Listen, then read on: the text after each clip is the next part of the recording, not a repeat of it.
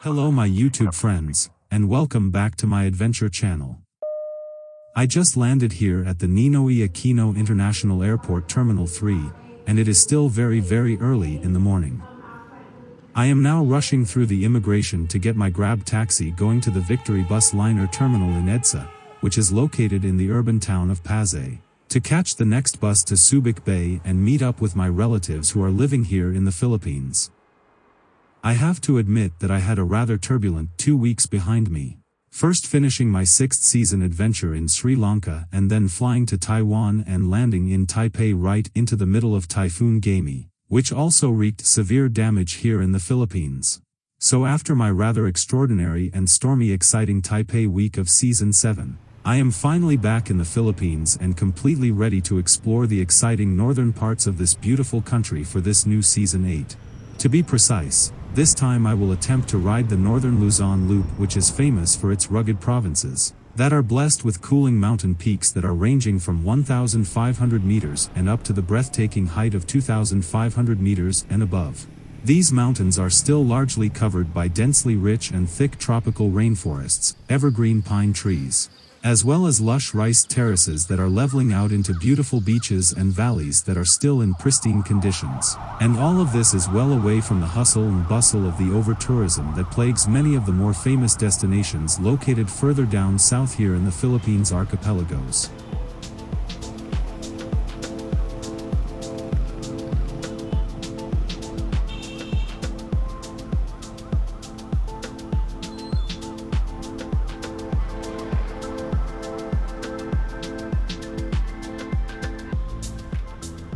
In the meantime, I also fetched my motorbike for the Northern Luzon ride. So let's start with the first destination, which is in San Marcelino and located around 40 kilometers to the north of the Subic Bay, or around 10 kilometers northwest of the township called Castilleos, and toward the Mount Pinatubo volcano.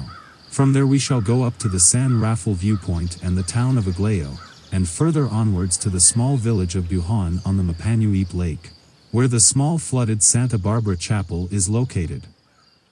This chapel was submerged due to the eruption of Mount Pinatubo, which happened 33 years ago, exactly on the 15th of June in the year of 1991. This eruption here in the Philippines' Luzon volcanic arc was the second largest volcanic eruption of the 20th century, and just behind the eruption of the Novarupta volcano in Alaska, which was way back in the year of 1912. The Lahar flows that followed the eruption of Mount Pinatubo blocked the two major rivers of the Mapanuepe Valley, namely the Marinela River and the Mapanuepe River. And so the Lake Mapanuepe was formed in the year of 1991 as an aftermath of the cataclysmic eruption of the Mount Pinatubo. And due to the Lahar that blocked the two rivers, not only the church was submerged in the floodwaters but the whole valley with many villages were flooded too. And as of today only the church steeple and its cross is still protruding out of the water. And this of course is contributing to countless stories of supernaturalism of people that drowned while swimming in the lake, with the deaths to be claimed to have been taken by the mythical creatures of the lake, which supposed to be a mysterious and giant black fish-like creature that is swimming the deepness of the lake and labeled as the Pinatubo Monster, according to some of the local fishermen. Moreover, it is said that the lake water is still contaminated with mercury that is continually leaking from the abandoned Dizon copper and gold mine, which is located on the east shore of the lake, as some people with good eyesight observed that the lake water is consistently changing its colors from time to time. Nevertheless, the lake is mystically enclosed by beautiful rolling slopes that are covered with pine trees from starting on its left and going to the right into the direction ascending towards Mount Pinatubo. The green hills are then framed by mighty mountain tops that are building the background and playing hide and seek with the clouds, which seems to feel and make this location just very magical. Now, and since I am having a long drive up to the north towards the city of Alaminos in the province of Pangasinan, let me go a bit into the story of the Mount Pinatubo volcano. The mountain was relatively unremarkable before its eruption in the year of 1991, as it was covered in a dense lush forest that was home to the Ida tribe, an indigenous population of several thousand people. By the way, and as of today the Ita people lived their lives until recently as a hunter-gatherer population and are one of the original indigenous population to the main island of Luzon in the Philippine archipelago and the Philippines. But coming back to the volcano, its earliest volcanic activity is thought to have started around 1.1 million years ago, with a second phase of activity beginning around 33,000 years before Christ. Then in the middle of March of 1991, suddenly all changed. Villagers near the mountain began to feel earthquakes, and after several explosions, a level 5 alert was issued which indicated that an eruption was imminent. And then on the 15th of June 1991 at exactly 42 minutes after 1 in the afternoon, the eruption became true and lasted for a full 9 hours and was to become the second largest volcanic eruption of the 20th century that the Earth has ever seen. Moreover, the eruption was accompanied by several large earthquakes and with an ash cloud that rose over 45,000 meters into the air, damaging the ozone layer as well as blanketing the countryside with dark ashes and dusts for hundreds of kilometers and inducing a global temperature drop that lasted for several years to come. To get an idea of the immense magnitude of this eruption, we still can witness today of how far the Lahar, or also called pyroclastic or volcanic mudflow, traveled. Lahar or pyroclastic is a term used and the hot and cold mixture of water combined with rock fragments is flowing down the slopes of a volcano and entering and mixing together with the water of the river valley and becoming a mud flow of gigantic dimensions. And once the Lahar enters the valley and mixes with river water combined with other volcanic activities such as seismic shocks, the river valleys and adjoining areas then become the most hazardous and vulnerable areas within as much as a few tens of kilometers from the eruption center, because the erupted material is then accumulated in the valley and rapidly transported downstream to the villages, valley, seashores, or populated areas. It is still very visible as of today, and I am astonished how large these Lahar deltas are. As on my motorbike ride here up and towards the city of Alaminos, I crossed two of these very large and windy deltas here on the west coast side of the province of Zambales and the adjoining mountain slopes. The two deltas are the Santo Tomas River Delta in the southwest and the Butsao River Delta in the northwest. The other two deltas are the O'Donnell River Delta on the northeast and Pasig Potrero River Delta a bit further south and also located on the east side of the Pinatubo mountain, which I unfortunately didn't visit this time.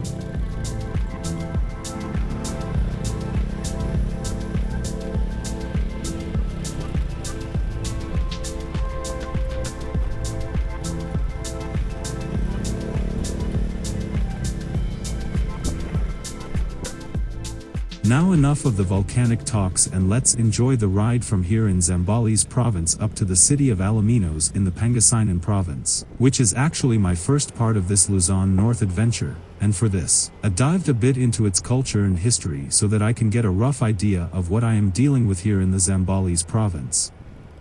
And so far I learned that the Zambales province is the second largest province here in the central part of Luzon, and that it also shares a common boundaries with the Pangasinan province in the north, the Tarlac and the Pampanga province in the east, and as well as the Bataan province down in the south. The entire stretch of the province on the west is rimmed by the crystal clear water of the vast China Sea, starting with the coastal plains, hills, volcanoes and the valleys that is stretching from the Subic Bay in the south and somehow flattening out before reaching the Lingayen Gulf in the north of the province.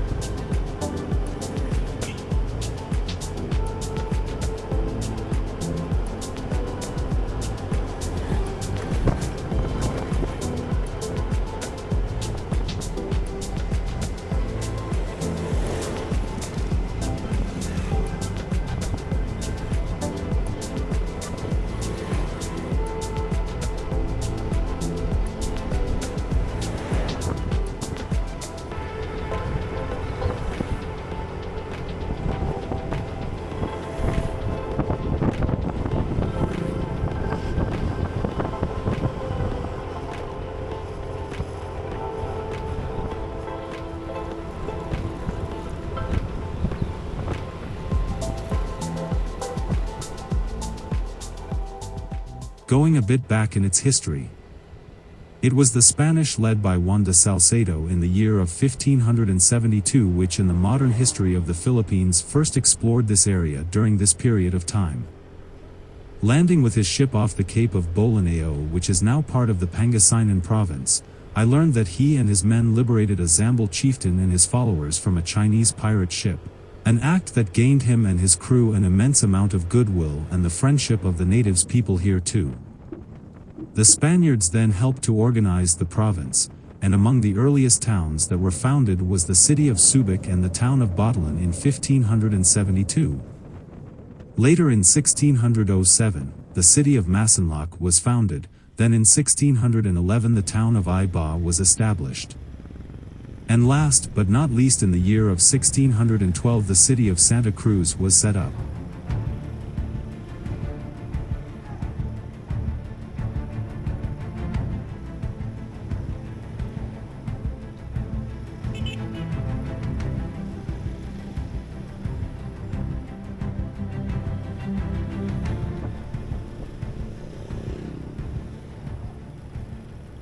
And this was all done after its exploration by Don Juan de Salcedo, who was at that time a 23-year-old soldier who accompanied the Spanish conquest to the Philippines that started back in the year of 1565. He also was originally involved in founding the towns of Alaminos, Bolinao, San Isidro, Infanta, Anda, Bani, and Ogno, which now belong to the province of Pangasinan. Don Juan de Salcedo was perhaps one of the last of the true conquistadores, as he founded several more Spanish settlements that also included the Ilocos as well as the city of Vigan, for which he was later granted many estates that are also called haciendas, along with the city of Vigan, for the lands he had conquered in the name of King Philip II of Spain, here in the Philippines archipelago. Now one of this city is called Masinloc, and it was actually one of the earliest municipalities here in Zambales and dating back to the year of 1607, and was the former capital of this province. Its earliest inhabitants were the Malays from the Celebes Sea, or also called the Sulawesi Sea. Then of course the curly-haired Negritos and the Itis, which are the natives from the Philippines archipelagos which are up to now present in the province. They were called the Sambali, or Zambales, which is actually the name of the province that was derived from the Malay word samba, and meaning to worship. It was due to the invading Spaniards found the inhabitants are worshipping their anitos, that refers to supernatural beings in the indigenous Philippine folk religions, such as an ancestor spirits, a nature spirits, and, or, a different kind of deities, that the name was derived from.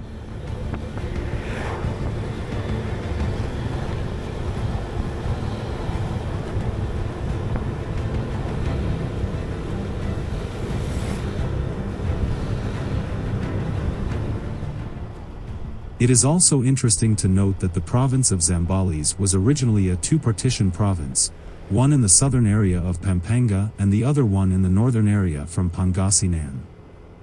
Moreover, during the Spanish period, a map from the year of 1774 is clearly showing the name of the Scarborough Shoals as the Panacot Shoal, a feature that was under the complete sovereignty of the Spanish Philippines and specifically owned by the province of Zambales.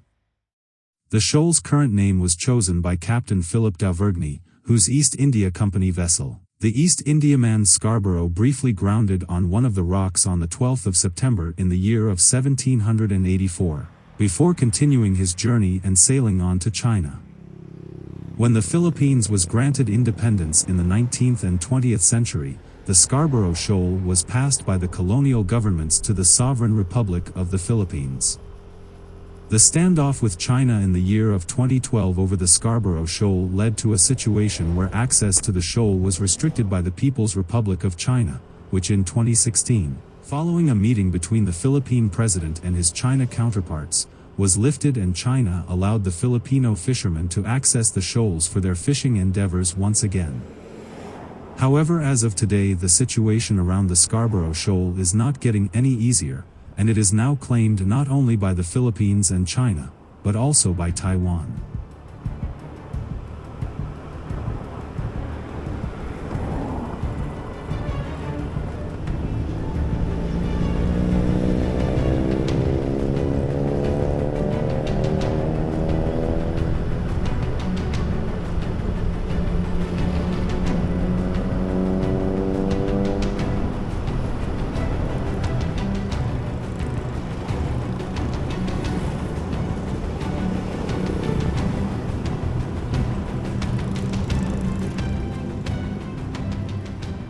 So now, which and where is the actual Zambales capital city located? And I am happy to say that I found out that as of today it is the city of Iba. But that was not always the case, as once upon a time, you remember we already talked about it, and it was the city of Masinloc that was actually the capital city. And it was even the first capital city of this province. But then however, the capital was moved at least 3 times during the past history before finally settling in Iba. Due to its favorable strategic location the new city was offering. Moreover, the province of Zambales further slimmed down and shaved 7 of the province's initial northern towns to the jurisdiction of the Pangasinan province. And all because of their far distance from the capital. These are the cities of Balanao, Infanta, San Isidro, which is now known as Burgos, then Anda, Bani, Agno, and the city of Alaminos, where I am heading now.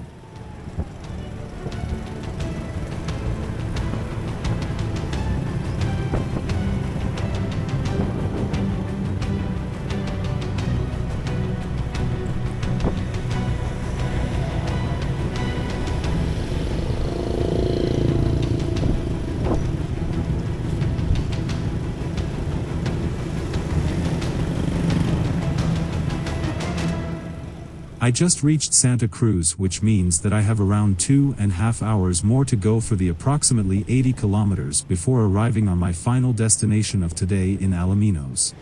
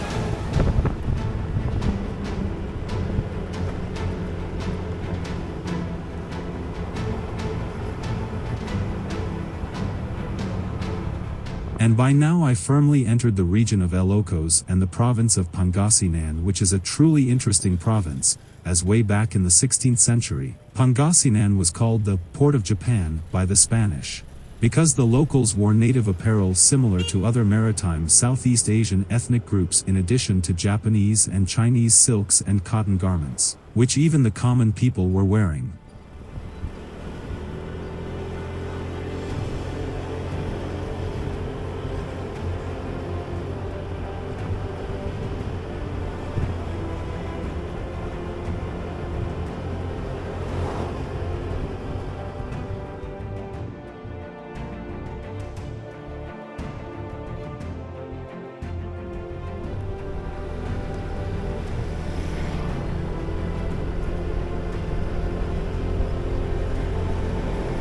In addition, they also blackened their teeth and were disgusted by the foreigners' white teeth, of which were likened to that of animals.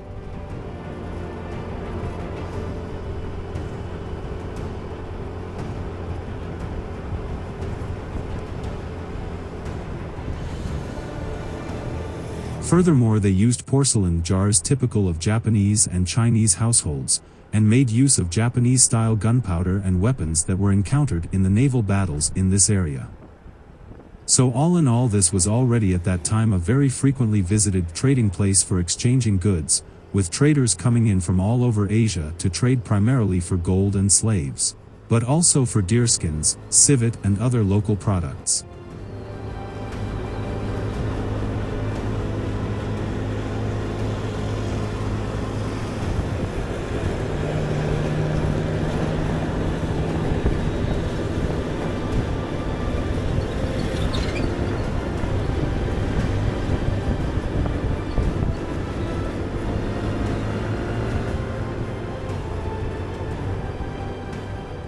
The Pangasinans were also described as a warlike people who were known for their resistance to the Spanish conquest.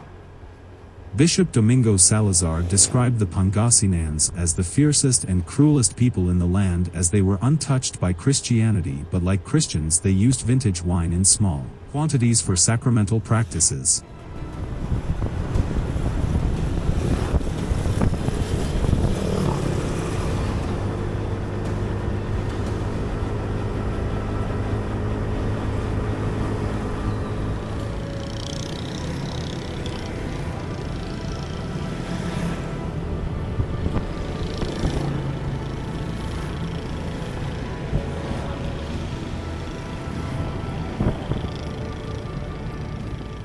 The Pangasinan Church even bragged that they, and not the Spanish military, won the northern part of the Philippines for the Spain and its king.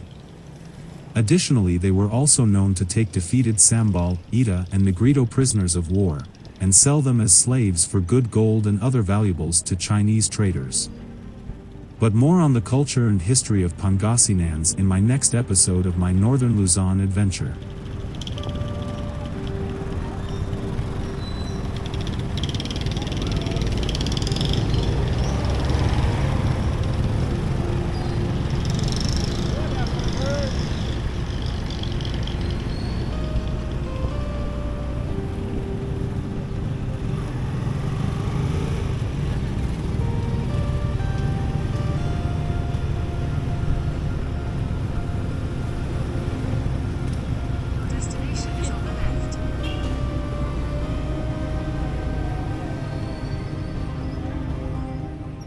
For now, thanks a lot for watching and hope that you liked this first episode. Good night and see you back in my next part, where I will explore the city of Alaminos and the surrounding areas, as well as driving up to one of the most famous mountain and resort town Northern Luzon has on offer.